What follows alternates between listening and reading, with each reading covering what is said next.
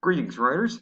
It's Mr. Hebda from the Lackawanna College Writing Center, and I'm here with Cite Byte number 1, how to cite a web page on an APA 7 references page. But before we get into details, let's just talk about the first rule for any citation page, whether this be MLA, APA, Chicago style. What you want to make sure that you do is that you include as much information as possible in your citation. Now, why do we do this? This is to help out other researchers when they're looking for your source and they're trying to find out where you got your information from. All right, so with that in mind, we're going to follow this formula for our APA style web page references. So you'll see here that we start out with an author using the last name and then the initials, or we'll have a group or an organization name, otherwise known as a corporate author. Then we'll have in parentheses the year and the month and the date that the web page was posted online. After that, in italics and in sentence case, we have the title of the web page. So that means that we only capitalize the beginning word. That's what sentence case means. Then we'll have the site name if it's not different from the name of the group or the organization, and a hyperlink to the URL, because APA does want to see you use hyperlinks to help make it easier for researchers to find your source. All right, so let's dive into an example. All right, so for the sake of convenience, everyone, I'm going to stick with Word for this exercise, but the same thing can be done in Google Docs. It's interchangeable. All right, so what I did for to make things easier for us was I plugged in that formula right above here to kind of guide me as I start my citation. So first off, let's get a web page to cite. All right, Psychology Today is a great magazine and website that students might use in their papers. Unlike a lot of popular sources, it does actually have professional psychologists review and fact check information. So we'll start off with this particular web page, and we've got the article's author right here, Ross E. O'Hara. So let's take that and plug it into our formula. Okay, so now we're putting in our last name first, comma. His name was Ross E, so we put the initials. All right, and then we're ready to put in our date. All right, now we're back on the web page. Sometimes it can be very hard to find a date. Sometimes there isn't a date available. But this time, there is one right here, February 4th, 2019. So let's take that back over to our citation. All right, so we got our date now.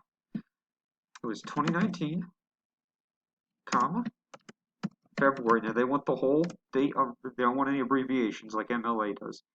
And it was the 4th. Okay. And now we get the title of the web page. Okay. So here's the title of the web page. We just copy and paste it right back into our Word document. I'm going to keep the text only. I'm going to separate the title from the subtitle by inserting a colon.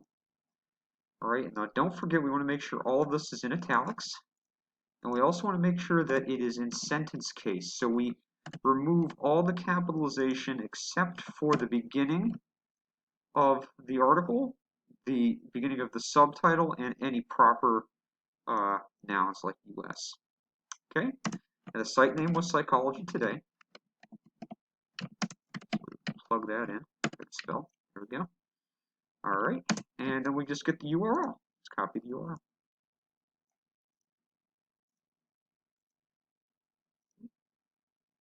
Paste it in. Hit enter, and we're ready to start the next citation. All right, so what if our citation, what if we have a page that doesn't have an author? So here's another Psychology Today page that doesn't have a named author. So often you might want to search by scrolling down the page looking for an author.